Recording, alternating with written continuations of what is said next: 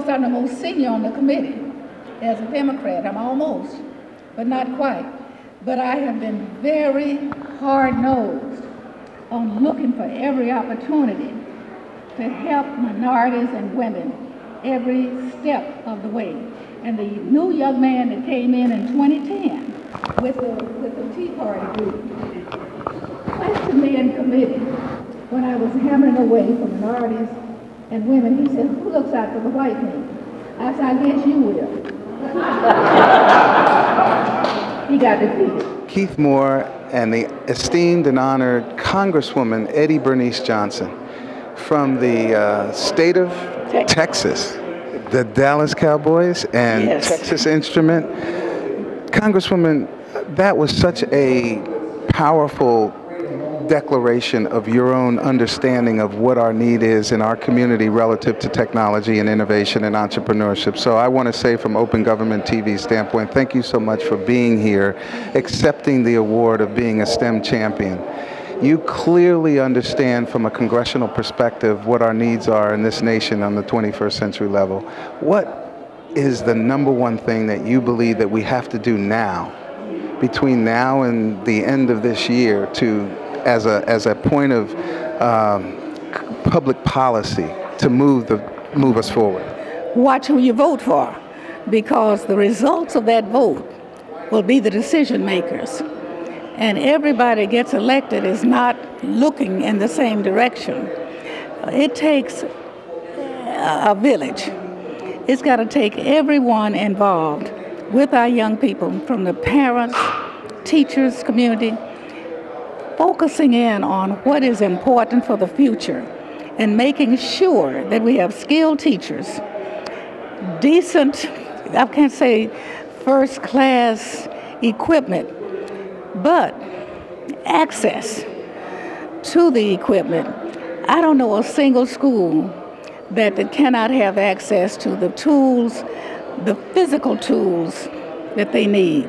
So the major thing is commitment on the part of the leadership to get our children focused, to get our young people focused, because when they are focused, they can achieve. Would you then agree that there may be a need for the CBC to come together and create an innovation entrepreneurship committee to focus on following every federal agency to make sure that they are contributing to that very mission?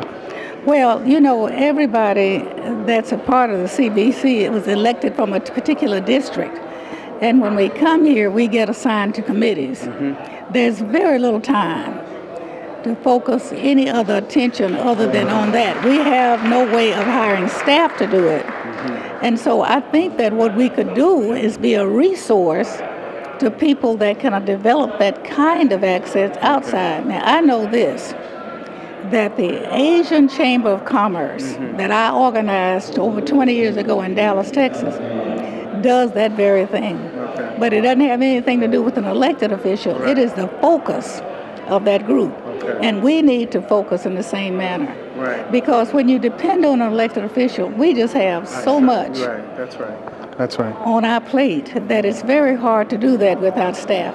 So let's just close out by asking you, the historically black colleges are institutions of workforce development for tomorrow. What can we do with industry like Texas Instrument, like IBM, like Northrop Grumman and others? What can we do to bring those two together to create more partnerships in your mind? Well, I'm not certain what you mean by partnerships. I do know this, that most of the large companies do give out large grants. Many have internships for young professionals. Perhaps they just need to get more instructions as to what is needed beyond what they're doing. Because I head up the STEM program for a national organization called Links Incorporated. Oh, okay. And we have access to all of those companies. However, what they want is accountability. Yes. And so we work with NASA and other accountable groups who can assist us in developing these nationwide volunteer groups to help our young people. In terms of partnerships with innovative corporations and minorities. That's another area we worked with. And we'll have to continue to do that. With focus.